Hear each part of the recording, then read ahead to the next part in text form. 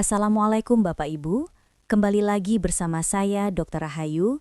Di episode kali ini, kita akan membahas apakah menikah lagi di usia 60 plus hanya akan menambah masalah. Ketika seseorang memasuki usia 60 tahun atau lebih, kehidupan seringkali telah melalui banyak sekali perubahan. Sebagian orang sudah pensiun dari pekerjaan yang mereka jalani selama puluhan tahun. Sebagian sudah melihat anak-anak tumbuh dewasa dan membangun keluarga mereka sendiri. Dan bagi sebagian orang lainnya, ada satu pengalaman yang sangat berat yang pernah mereka hadapi, yaitu kehilangan pasangan hidup. Pasangan yang dulu selalu ada di rumah, pasangan yang dulu menjadi teman berbagi cerita setiap hari, pasangan yang dulu bersama-sama menjalani suka dan duka kehidupan. Ketika orang itu tidak lagi ada, kehidupan terasa sangat berbeda. Rumah yang dulu penuh percakapan menjadi lebih sunyi. Waktu yang dulu terasa cepat berlalu, kini terasa jauh lebih panjang. Dan di tengah perubahan itu, muncul satu pertanyaan yang seringkali membuat seseorang berpikir sangat lama. Apakah aku masih perlu menikah lagi? Namun pertanyaan itu seringkali diikuti oleh kekhawatiran lain yang tidak kalah besar. Apakah keputusan itu justru akan membawa masalah baru? Bagian 1. Sumber kekhawatiran yang sering muncul. Ketika seseorang mempertimbangkan untuk menikah lagi di usia matang, biasanya ada banyak kekhawatiran yang muncul sekaligus. Ada yang takut hubungan baru akan membawa konflik dalam keluarga. Ada yang takut anak-anak tidak setuju. Ada yang khawatir tentang masalah ekonomi atau warisan. Ada juga yang khawatir bahwa hubungan baru justru tidak berjalan seperti yang diharapkan. Kekhawatiran seperti ini sangat wajar, karena di usia matang, seseorang tidak lagi mengambil keputusan secara impulsif. Setiap keputusan dipikirkan dengan sangat hati-hati, terutama keputusan yang dapat mempengaruhi keluarga. Bagian 2. Perbedaan menikah di usia muda dan usia matang. Menikah di usia muda seringkali dipenuhi oleh harapan tentang masa depan. Ada banyak rencana yang ingin dibangun bersama. Karir, rumah, anak-anak, dan berbagai impian lainnya. Namun menikah di usia matang memiliki dinamika yang berbeda. Banyak hal yang sebenarnya sudah selesai dijalani. Anak-anak sudah dewasa. Karir sudah mencapai puncaknya, atau bahkan sudah berakhir. Karena itu tujuan pernikahan juga sering berubah. Bukan lagi tentang membangun kehidupan dari awal, tetapi lebih kepada menemukan teman hidup untuk menjalani hari-hari dengan lebih bermakna. Bagian 3. Kesepian yang sering tidak terlihat. Salah satu alasan paling kuat mengapa seseorang mempertimbangkan untuk menikah lagi adalah kesepian. Kesepian bukan hanya tentang tidak adanya orang di sekitar.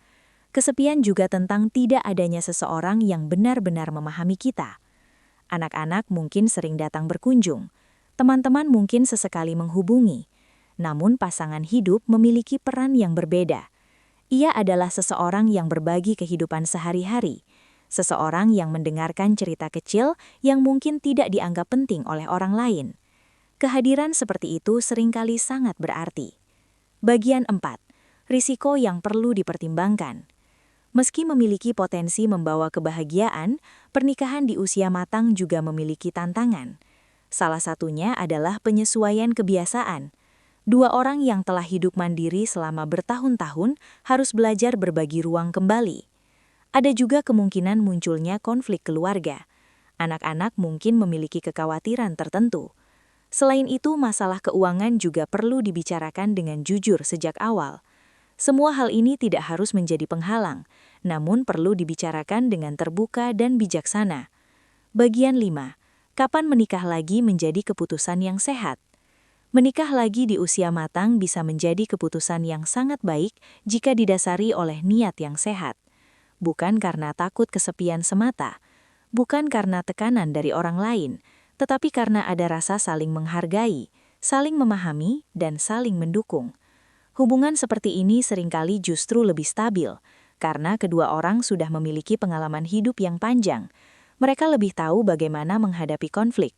Mereka lebih menghargai kebersamaan yang sederhana. Bagian 6. Peran keluarga dalam keputusan ini. Keluarga tentu memiliki peran penting dalam keputusan seperti ini. Pendapat anak-anak seringkali sangat dipertimbangkan oleh orang tua. Namun pada akhirnya, keputusan hidup tetap berada di tangan orang yang menjalani kehidupan tersebut.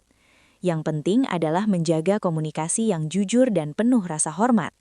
Ketika keluarga melihat bahwa keputusan itu membawa kebahagiaan yang tulus, mereka seringkali akan lebih mudah menerima. Bagian 7. Melihat pernikahan sebagai teman perjalanan hidup. Di usia matang, pernikahan tidak harus dilihat sebagai awal dari perjalanan besar, seperti di masa muda. Kadang pernikahan hanya berarti memiliki seseorang yang berjalan di samping kita.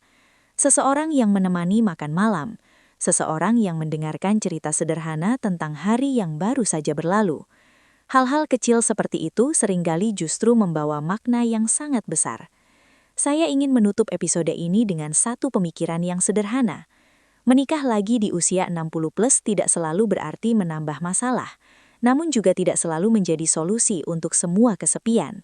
Seperti banyak keputusan penting dalam hidup, jawabannya sangat bergantung pada niat, kesiapan, dan komunikasi yang jujur. Yang paling penting adalah menjalani keputusan dengan kesadaran penuh.